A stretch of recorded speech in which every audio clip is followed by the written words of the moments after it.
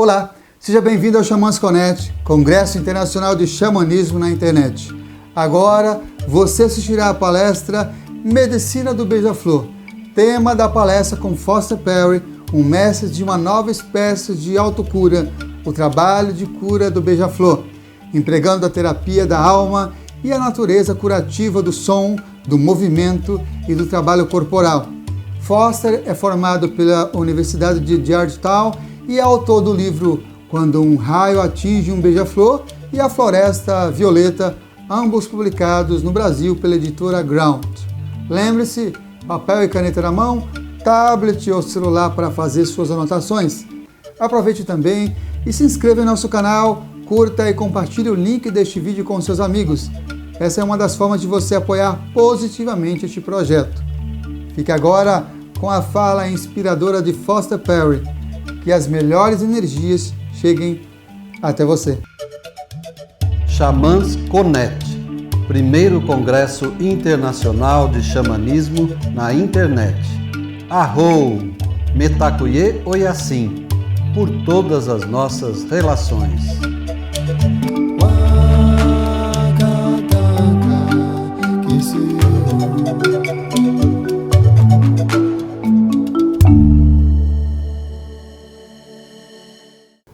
Shamanism relates to something before religion. It is a spiritual tradition that is unique to each person who awakens. A shaman is somebody who is a storyteller.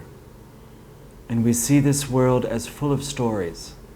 We follow the stories of the land, we follow our own stories, and we listen to other people's stories and the stories of the earth.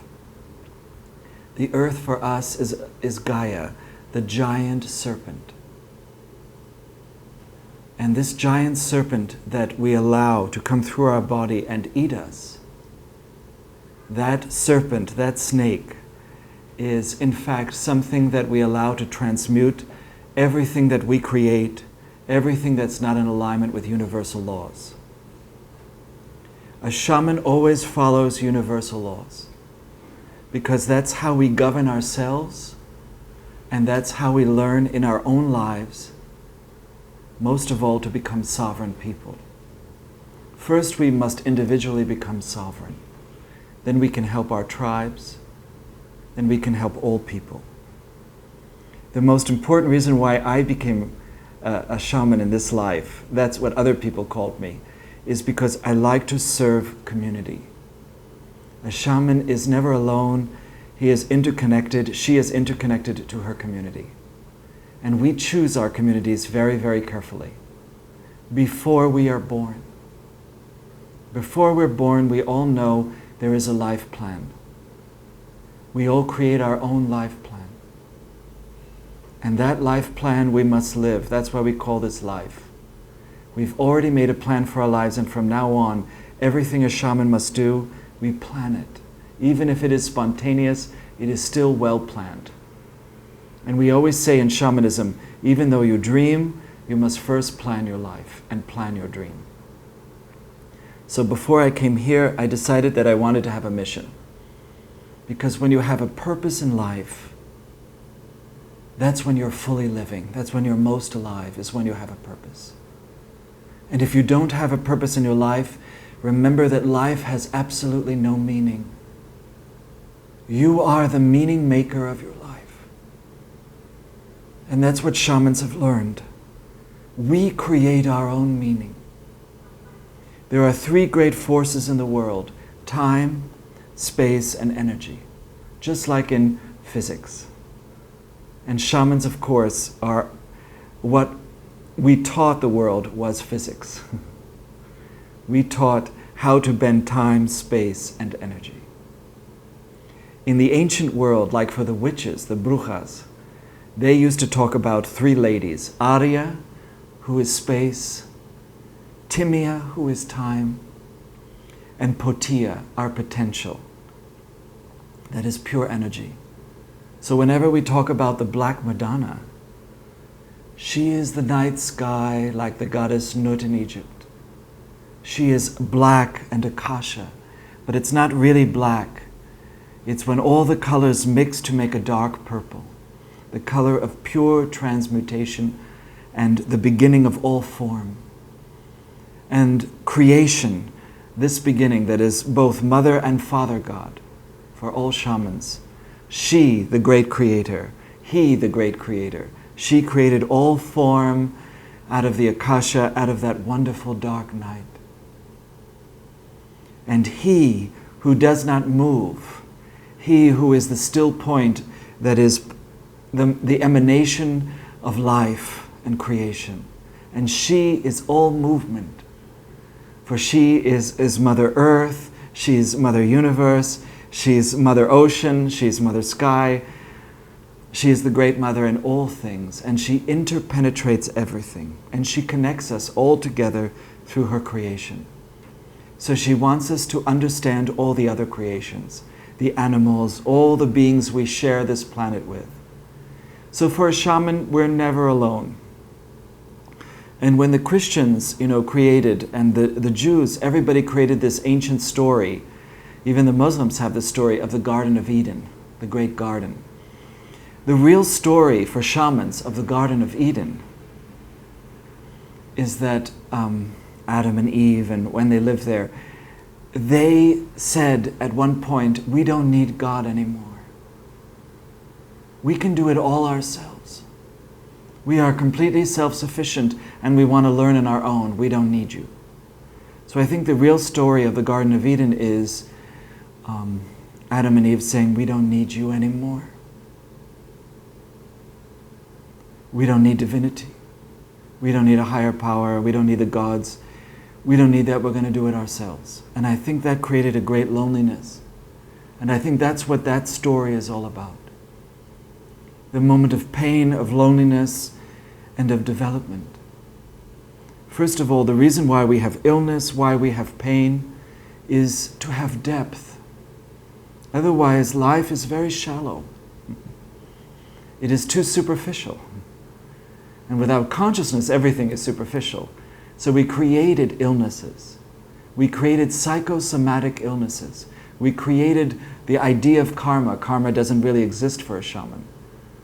I am not under karma or anything like that. That was something brought over from the East that has a great meaning about cause and effect, and that everything we do has consequences, and that we are completely responsible for everything we create in our lives. Every thought, every action, every feeling. And that everything we create will come and meet us one day, at some point in our futures. But we are not in any way karmic beings. We have past lives because we want to develop, but we don't change so much over our lives. In fact, we only change ourselves. No one can change another person. Every time you try to change your family or develop your family, it never quite works. They have to want to do it themselves. This is the idea of personal responsibility and being influenced in a good way. In other words, being inspired.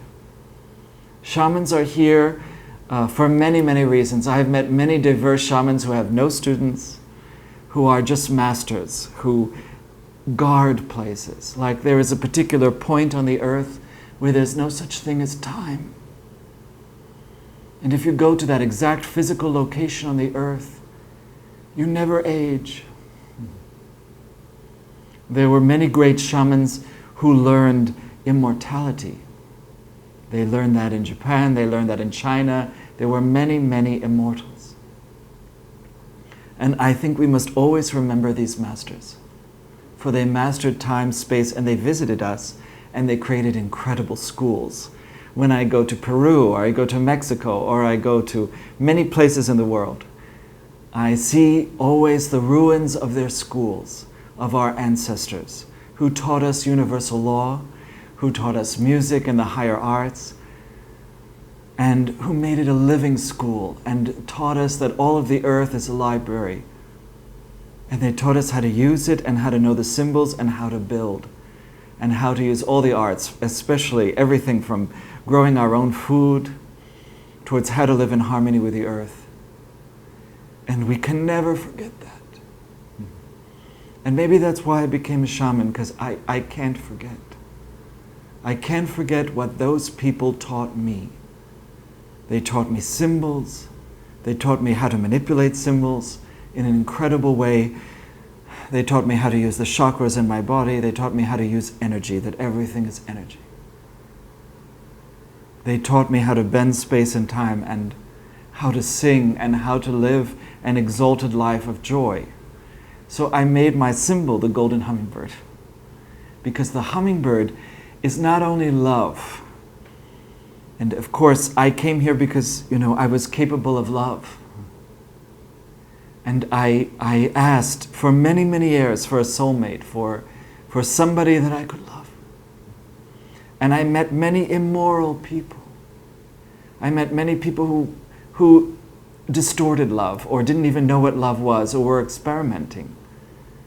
So they had many lovers, so they had many people, and they never stayed with one thing. They were always anxious, full of anxiety, always moving from one to the next. And for a time I got caught up in their lack of direction, and in something that I considered later not to be moral.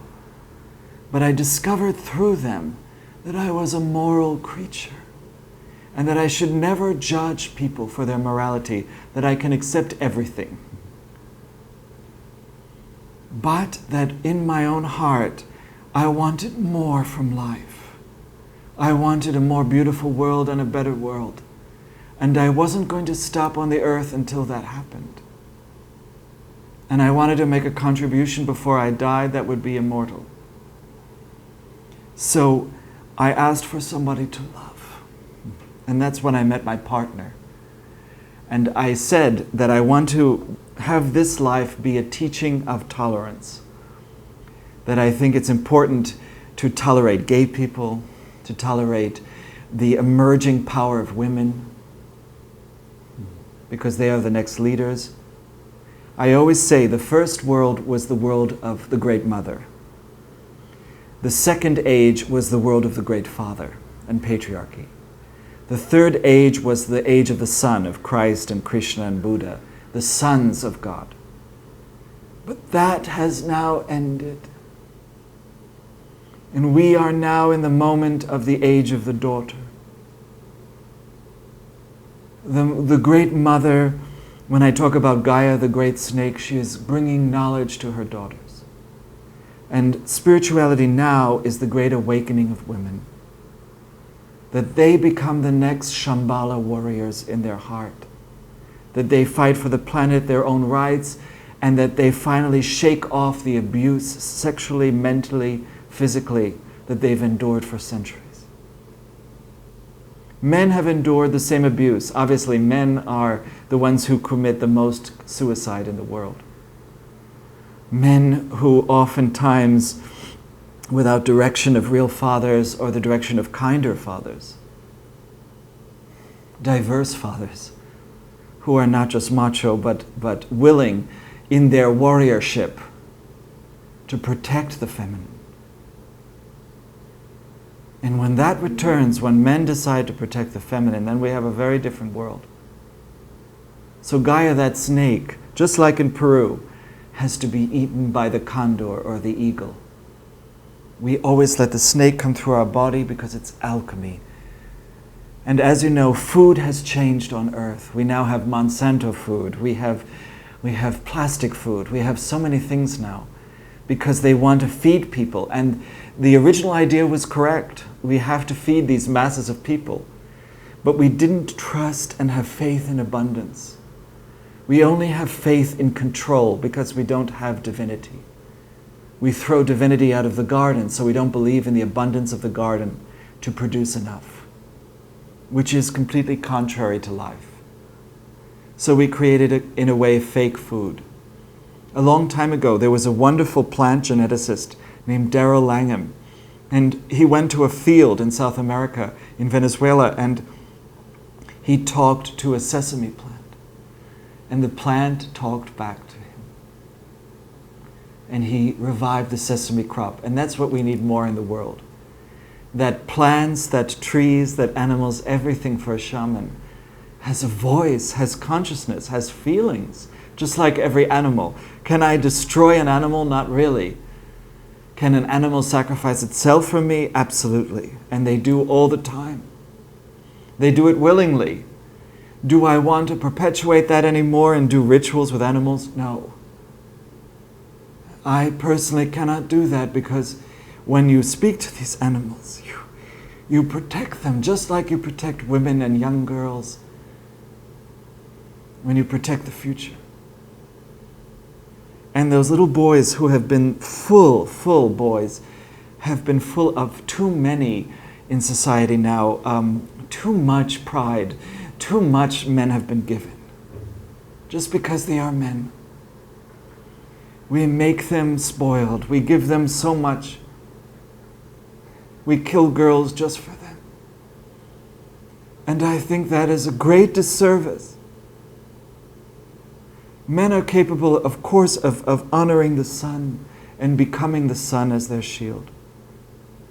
Or like many men who follow the bear and become healers, because they have introspection, because they see life from inside of them, and they choose to balance the masculine and feminine within them, and go into the cave of the seven sleepers and dreamers. Of course, in shamanism, we always have the five roots of what we must teach. One is mediumship. We must teach that everything comes through us. Healing comes through us. It doesn't come from us. It comes from the spiritual world, where we come from. We all come from the stars. Even the indigenous people all come from various planets. Many of us came through Orion. I came through Delphinus, the dolphin.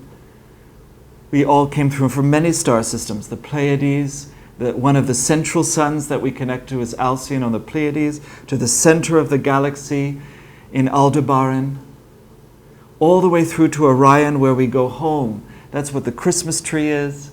The Christmas tree is the star that we all make decorations like a spiral, because it's the pathway home after we die. And shamans are the gatekeepers of the crossroads. We, like witches, like voodoo, like Umbanda, like Candomblé, like all of us, like Santeria, all my brothers and sisters, we are guardians of crossroads. We contact the actual guardians of the crossroads. We guard them because they are the gateways between the worlds. They are doorways.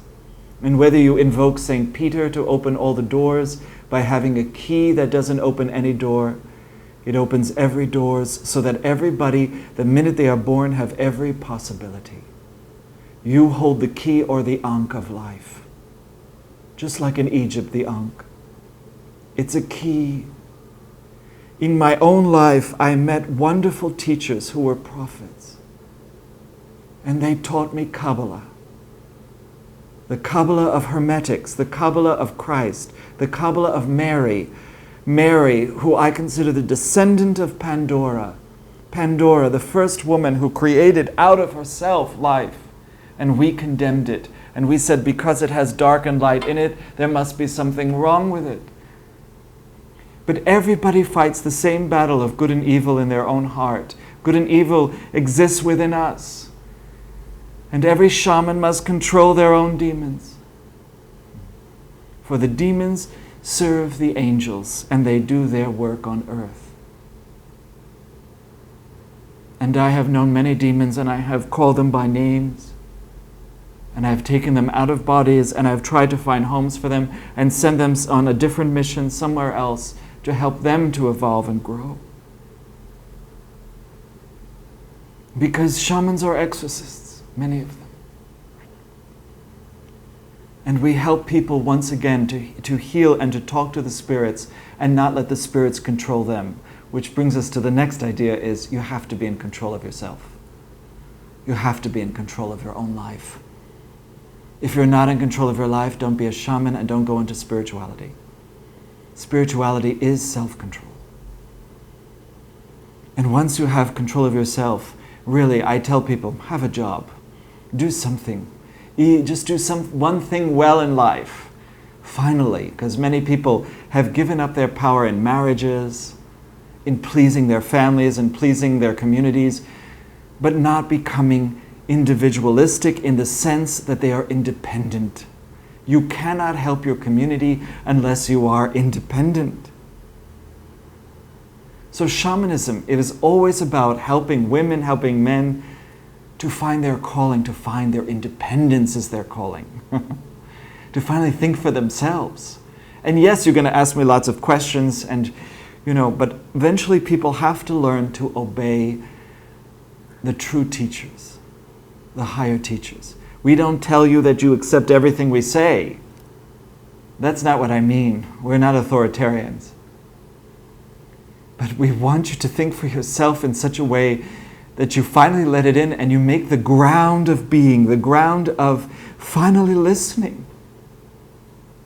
Because you have to listen to all of life. You have to listen to the ocean, or what we call Lady of the Lake, who was an incredible spirit. She was a great woman, created a very long time ago when there were the originals. And the originals were the beings that were first here. Some of them were giants. Of course they were giant. They were original beings. And they incarnate many, many times. Why do I love all the saints? I love the saints of many people. I also love Diana. I love also what the witches love. I also love what the shamans love. I also love the original beings. And these saints, remember, they incarnated in many, many traditions. My own spiritual guide, Saint Bridget. Who was she? She was, before that, the woman with the many breasts in Sumeria. She's on many statues. Sometimes your spiritual guide materializes and shows themselves to you, and you get very frightened. But they can materialize. Everybody is born with an angel. I have my 4 angels always around me because I have a mission. And second, I have my spiritual guides, always my Aztec warrior, so I'm here to always help Mexico. Even though Mexico is a harsh place, I will always be a Nahual. And third, my spiritual guide, who is Saint Nicholas, because I'm Greek, and Saint Nicholas loves the Greeks. And when you have saints as spiritual guides, because many, many times when I left my body, I was surrounded by saints. And though I was born Catholic, I left that church very early. I helped nuns and priests when I was 11 and 12 and 13 years old, doing laying on of hands. And I was a medium. So here we go back to mediumship. I allowed myself to be taken over by spirit, the highest spirit, the true spirit of life, the divine spirit, the Holy Spirit, the Mother of God. God has a mother. She has a wonderful garden, and all gardens reflect her garden here. And I walk with her in that garden. That's why I know my plants very well. Whether I'm using ruta to stabilize something, or I use all my different herbs in my work every day, and I talk to my herbs, and I gather my herbs, always in the moon cycles, always specific herbs at specific times of the day. And of course, herbs are my friends. And of course, I direct them. I tell them what to do, because an herb, a plant, is nothing without an intention. Even the witches call that spells and spell making. It's nothing more than prayers and giving intentions and telling the herb what to do, because everything has consciousness. Tell it what to do. That's why I tell people when they go on ayahuasca or San Pedro or any of the different mushrooms or peyote, there are ceremonies. The herbs teach you how, very formally, to ask them for what you want and how to direct them. Because they can do so many things, herbs. But they need intention. They need you to have a purpose, and they need you to be in control of your life and not be so afraid and so fearful of what you can't see. I've spent my whole life blind, feeling my way through life and energy to see. And if I can see in my own blindness, so can you. You can feel. So how do you connect to your spiritual guide? Is through your feelings. Your feelings are your spiritual guide. And the minute you deny all your feelings and you just go into your head and you follow your head, you're lost. But the minute you combine that intelligence that is in your skull and I love the skull and its intelligence, and you combine it with feeling, then your heart will open eventually. So what happened for me? I found my soulmate. I asked and asked so fervently. And I knew that I asked not to be alone here. I didn't want to just be another shaman, alone, consumed by my community. I asked for love. And the White Brotherhood, this incredible organization, which is now called, the Star Brotherhoods and Sisterhoods, because there were many women in that organization. So it's not just a brotherhood. And who are very connected to Shambhala, sent me a person to remind me the astrology of Nostradamus, which is my favorite astrology in the world. I do love Vedic astrology, but in the end I love Nostradamus. Nostradamus, who talked about Trump, Donald Trump even, he called it the trumpet, who blows his horn too loud and creates chaos in this world. I love Nostradamus. Of course, I read it in French, as he wrote it in French. I read it in Hebrew. I translate it. Because Nostradamus, like Leonardo da Vinci, are geniuses.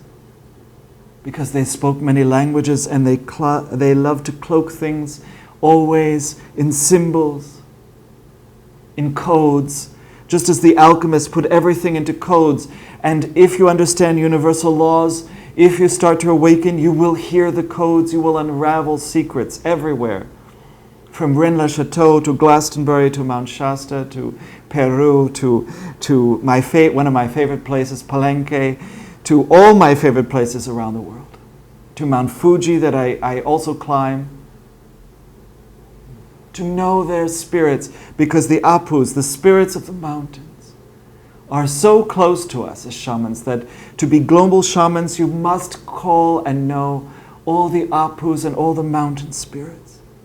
The spirits of valleys that help us to reflect, the spirits of lakes, the Lady of the Lake, and call them through the crossroads. The crossroad rituals are so important. For the African Americans, we call the Black Riders. We call those spirits at the crossroads, and I'm not afraid of them because they are between life and death. And that's why shamans, many of my favorite shamans are what we would call the women who help other women when they give birth, the midwives, because they are in between life and death, because they bring children to the universal principles, because they dedicate and consecrate children, which is more holy to me than baptism. And if we are to get things and change things, we have to create these rituals again. In the 14th, 15th centuries, they murdered many, many curanderas, many, many women and men who were midwives. They murdered hundreds and hundreds of people who were just healers. So why did they kill so many healers? As a scapegoat? No, because they had the power of the plants. So what is so important now is to have the power of the plants again. That's why we go into the rainforest. That's why we protect shamans. That's why we keep wisdom keepers. That's why we contact the originals again through rituals. I don't care if you're doing a Bremerlin Solomonic ritual. I don't care if you're doing difficult rituals like Enochian rituals. I have done them all. I have invoked the Olympians, the angels, that are so difficult to control.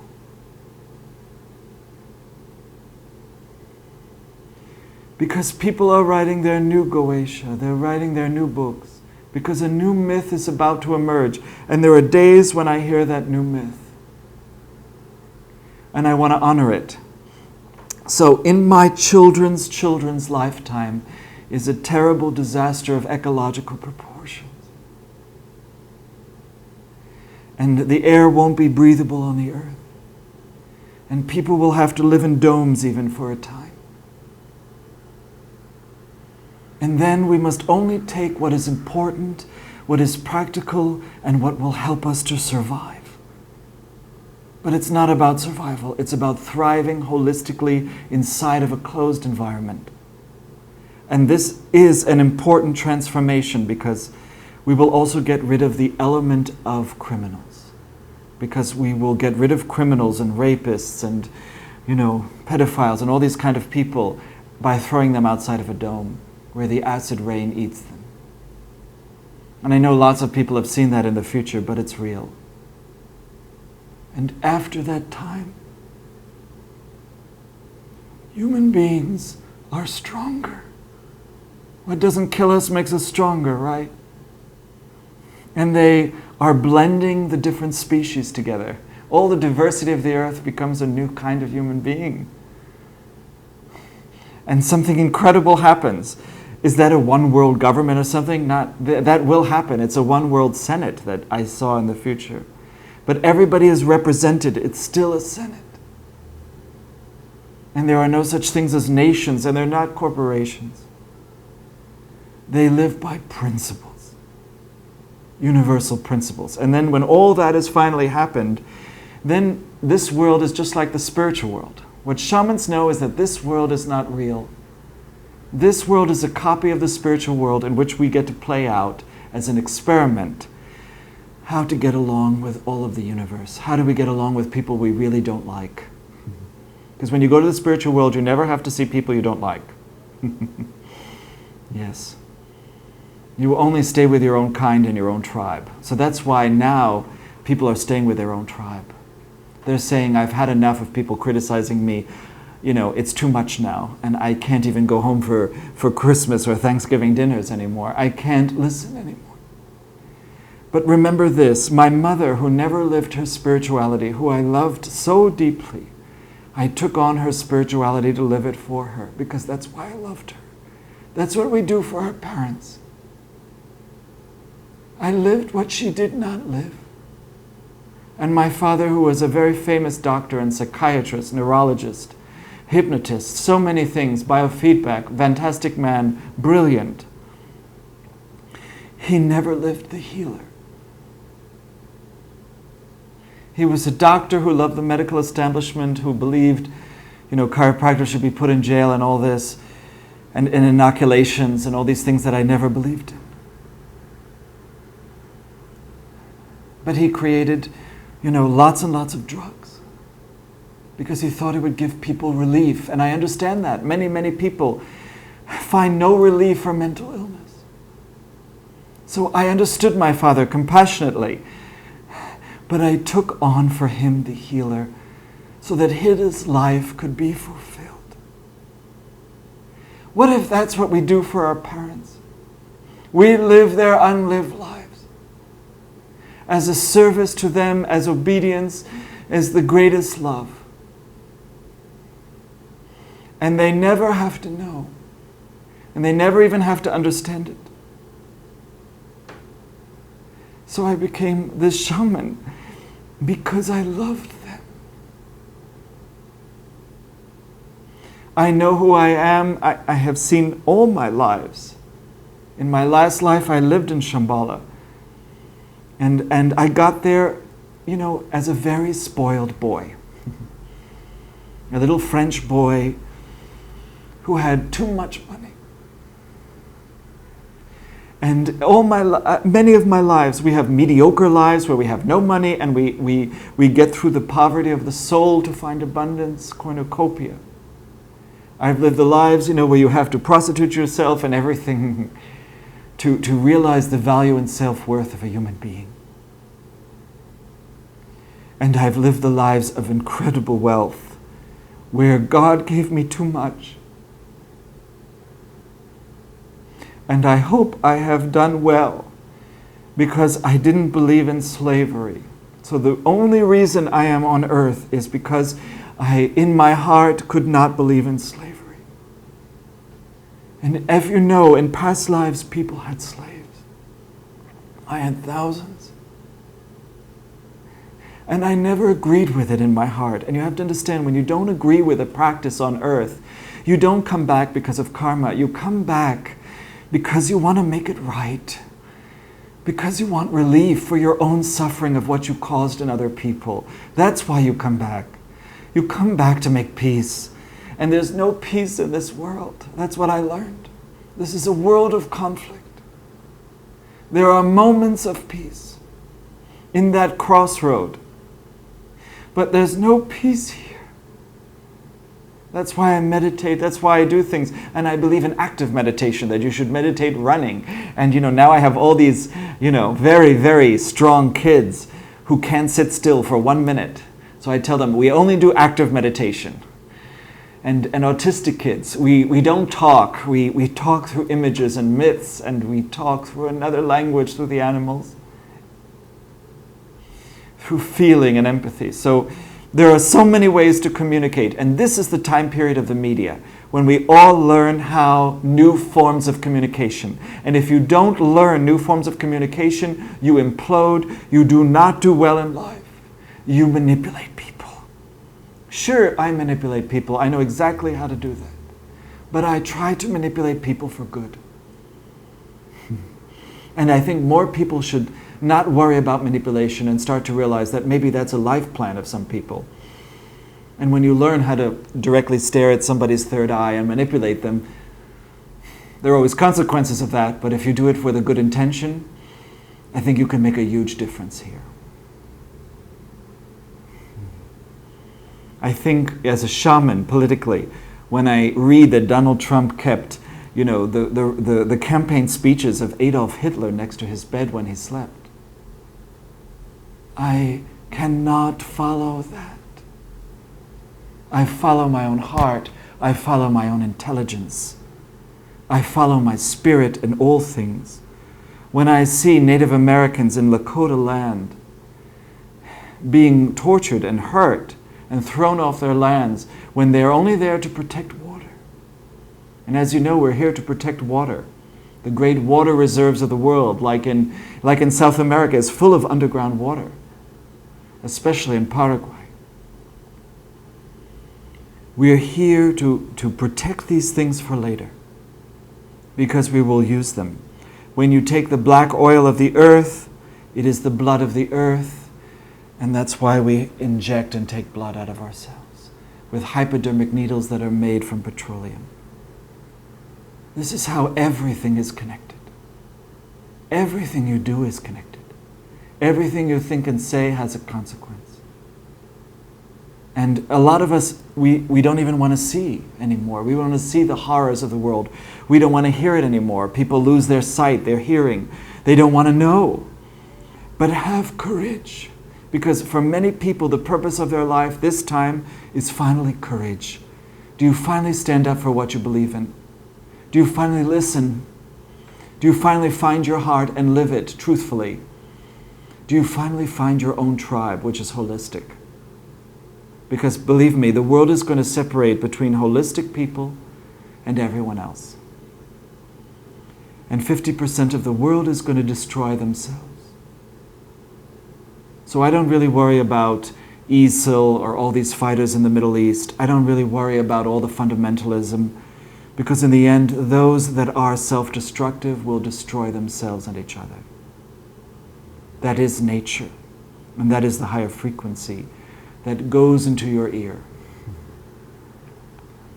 So I stay with the 50% that wants to improve, because evolution means to make better, to improve life. And revolution, there's been so many revolutions that I've been a part of. That silly man in France who had a dream to go to Shambhala, which I did, and I went from France to Tibet, which was a very long journey, with an incredible soul that I absolutely believe that I loved and I cared for, who gave me hell through the whole journey, and it wasn't easy, Le Comte de Saint-Germain. And he who taught me almost everything I know, and everything I believe in, and those Tibetan masters that taught me, and those yogis that taught me, and those Hermetic teachers, who Christ, my favorite Hermetic teacher of all time, Jesus, who later became Christ, who didn't follow himself, so he wasn't a Christian. Or Buddha, who didn't follow himself, who was not a Buddhist.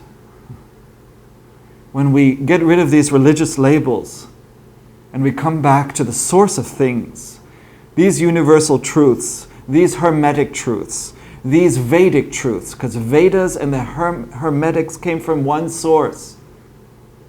And that source came beyond this planet. The first time angels started to teach me as a shaman, and the angels started to teach me all their different methods, how they work, all their different symbols and how to evolve. Yes, angels teach shamans. There are shamanic angels. And who do you think taught the Kabbalists? What do you think Jesus taught? Kabbalah. And the magic of Kabbalah. And I want every shaman to learn that. Just like the witches do. I think we have to learn it. Because it's not a religion or anything. It is just a very good way to plan your life. Universally. And I think you have to learn that for your higher mind. As for your emotions and your heart, to finally find the truth, that's shamanism. Absolutely the guide of emotional intelligence. And why do I love Buddhism? Because they kept many of the old traditions, especially Tibetan Buddhism. Very dark and light. You decide. Of course, many Tibetans helped Hitler. And that's why they have such a deep karma now.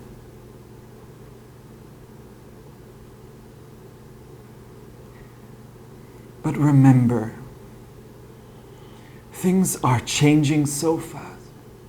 You will have to, in this life, be practical and see through the illusions. I'm not saying any of the other world leaders are any better. But I do feel we have to have sovereignty and lead ourselves. I think that all of us, and I feel that all of us need the help of saints and gods. You know that I put all the gods into my body. In Egypt they call that nettering. I always invite the archetypes inside of me. And I do think that is the next way to absolutely live.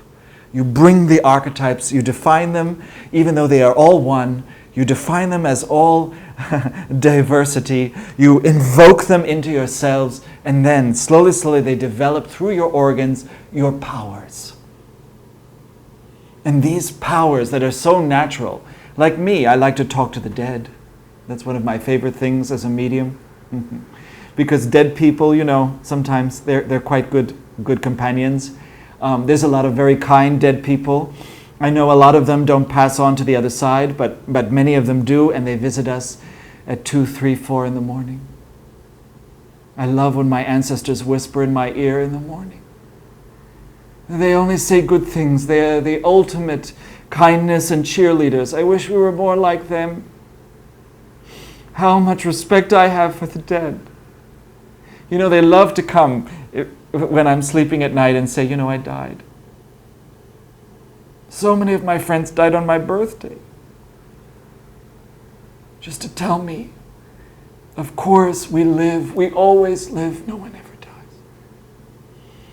We're constantly evolving, and by the way, it never ends, it's infinite. So shamans cultivate infinity. Of course we're interested in bending time. Time travel, leaving our bodies, learning what we call the temple sleep.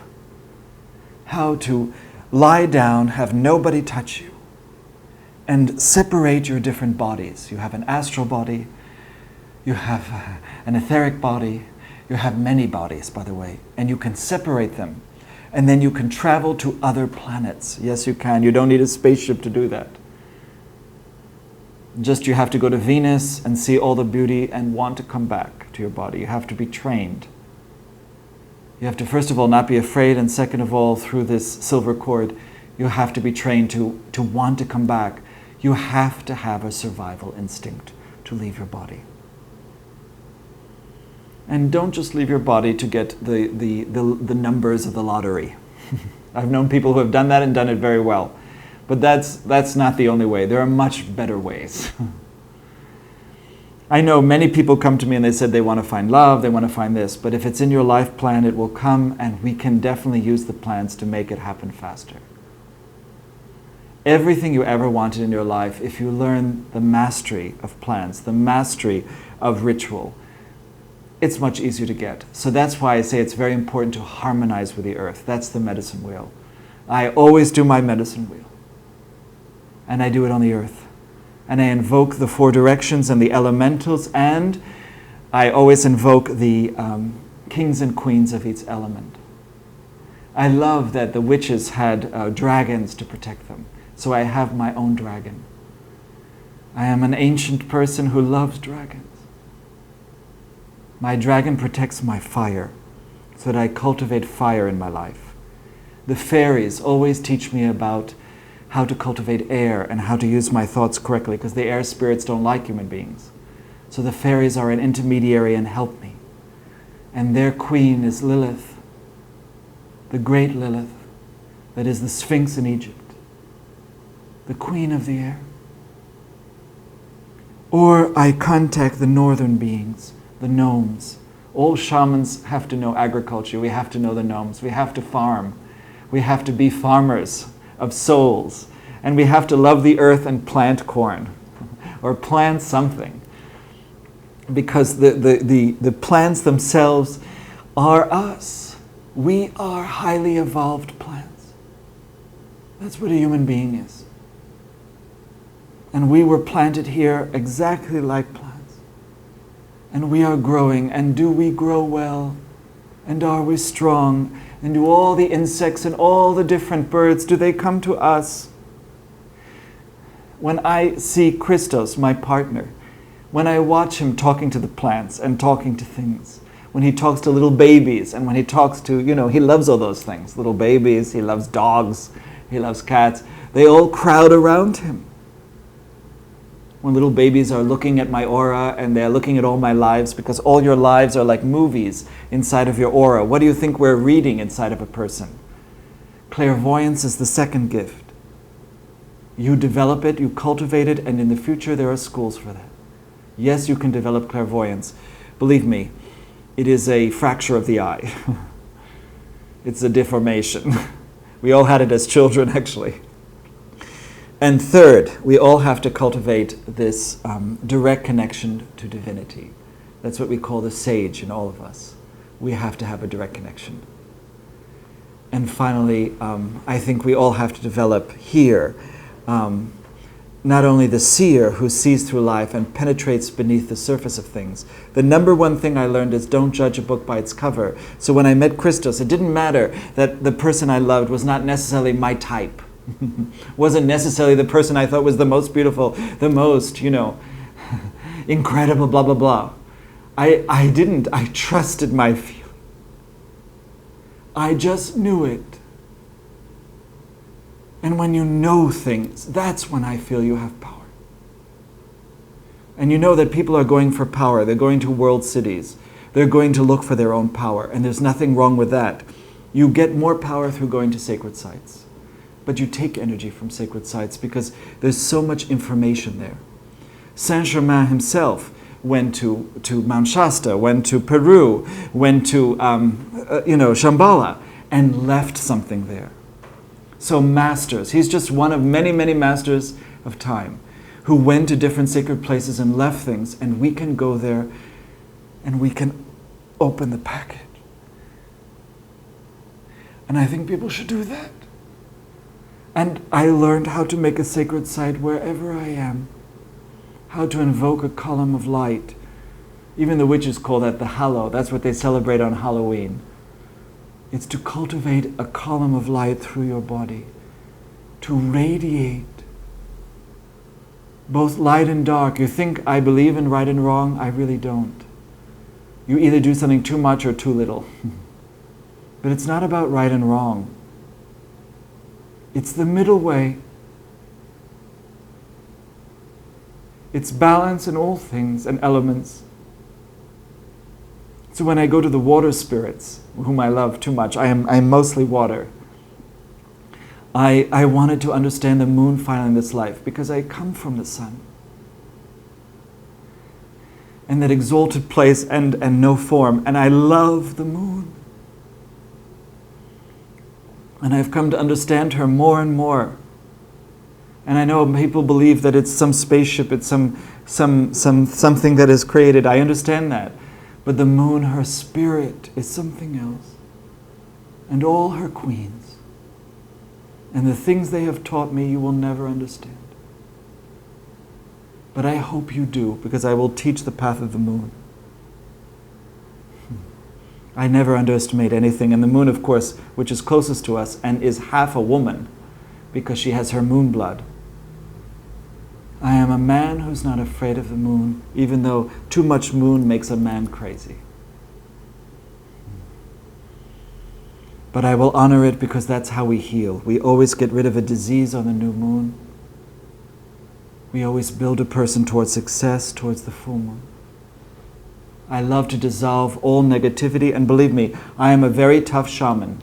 I take the rapists in my neighborhood, I take all the dark people in my neighborhood, I take their photographs, I draw them, I get images of them, I wrap them, I bind them, and I put them in my refrigerator. And I freeze their asses. And I am definitely a badass shaman, and I always will be. Because I will not tolerate evil. And I will not tolerate it in my community. So of course I love Los Angeles, the place of the angels, the place of the fifth chakra of the media. Because I want to make a difference, I want to make a mark. And yes, it's too much comfort there.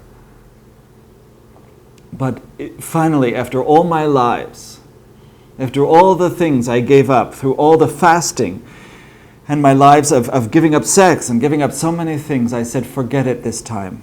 Isa, the rune that I finally let go of, in the runes, I allow things to come to me easily, effortlessly, beautifully. I finally walk in beauty. And I'm not afraid of money, I'm not afraid of love and being touched. And I will not give completely into comfort. I will always be a teacher. And look, I travel all over the world even though I don't need the money. And I force people to value what I'm doing, so I charge them money. Because they don't really respect me if I don't. And believe me, I've tried to give it all away for free. And all I got was the worst kind of student. So I protect what I was taught. And I choose my students. They don't choose me. And I am ruthless in my love and in my attention and in my discipline. There is no shamanism without discipline. And discipline we must all learn, and we must finally stop being so distracted by everything in this world. Now we have so many internet distractions and people distractions and love distractions. Really, finally stop being distracted and focus. You can focus on many things. You can be multidimensional focus. But concentrate. I love Silva mind control. One of my favorite people in the earth was Jose Silva.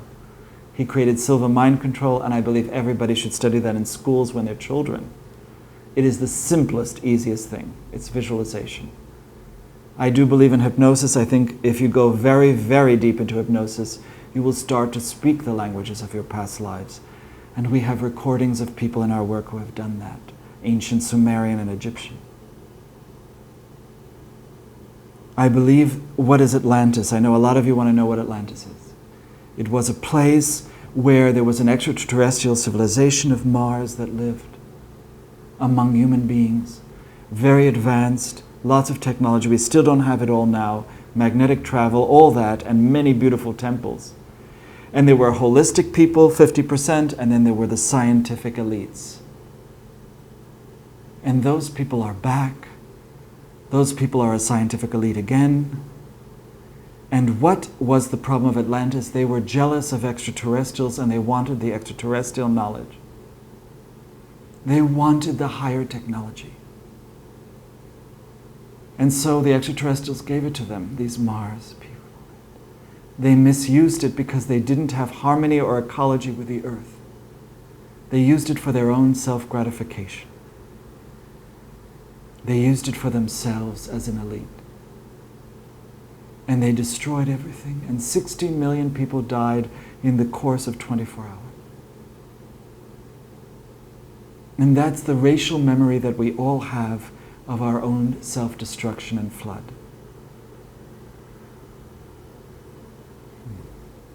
But the blood of the true people always live on. The blood of what I would call the 13 clan mothers, the first original women, and their children, the ones that are true, like Pandora's blood that became Mary, the original hermaphrodites, who were the first 144,000 tribe on earth, most of whom do not live here anymore. And those hermaphrodites that still wake up in people when they're born, and no doctor should decide which sex a person should have. Because hermaphrodites are spiritual beings of a very high spiritual nature. And we shouldn't mess with that genetics. We are all evolving now. And you can't stop it with chemicals. You must detox yourself. Look, every day I take a teaspoon of coconut oil, or a teaspoon of red palm oil that was done ethically, or I take sunflower oil, that's enough. Or I start to detox myself with oils, or I start to change the way I eat. You know, Christos and I, we only eat vegan. We are now molecular vegans, so we're doing the next future of food. We eat raw food sometimes as well, and we have learned how to balance it. It's not for everybody, and I wouldn't say it's for everybody, but I've learned to do that. I am not a fanatic. But I know what works in me, and I know what feels lighter in my skin. I know the alchemy of food, nutrition, and I believe people should be nutritionists. I think they have to learn food now, and they also have to learn how to cultivate, like Bill Mollison, like so many people, Gabriel Howarth, all the people I love who wanted to change agriculture. And I know there are many problems in California with the water and agriculture, and it is a tremendous test. And yes, I do lots and lots of water dances, and it does rain for a little while. It will rain again, but we will learn how to live without water. So, soul retrieval, or how to bring your soul back. How do you bring your soul back, and why do people leave their body so much? Because they're traumatized. Because parents don't see them, because they betray their own children, because we make contracts and then the parents say, I'm not going to change for you, I'm not going to develop, and I'm not going to have peace. And people can do that. They can get off their life plans, they can take a detour, and you can be incredibly betrayed many times in your life. And they are like swords in your back. And slowly, slowly we forgive. Slowly, slowly we heal. And then we return back to our bodies. And we start to want to live again, but not in the old way. We transform and we help others in the same condition as ourselves. For trauma, the wound opens up the way, and the way in which we will live, and we will evolve. So we've had many revolutions, but they don't amount to anything without evolution. And remember, as a shaman, please learn to get along with other shamans. Learn to share knowledge, because shamans are travelers. I am a cosmic traveler. I am a time traveler. I've known those little children who age until they're 11 years old, and then they're old people already. They already teach us that they are the real masters of time. That everything is so possible here, that you can choose anything here, even the darkest things. And I'll never judge you for that. I won't judge you for Baphomet or anything you do. I just don't want you to be ignorant. Because the greatest regret when people die is their ignorance. That they didn't get exposed to spirituality or to the teaching. So this is the life when you can't complain anymore. You are being exposed, and that's why we're doing this TV show. You have no more excuses for why you didn't meet a teacher and you didn't learn. And you have the teacher within you, that is the wolf.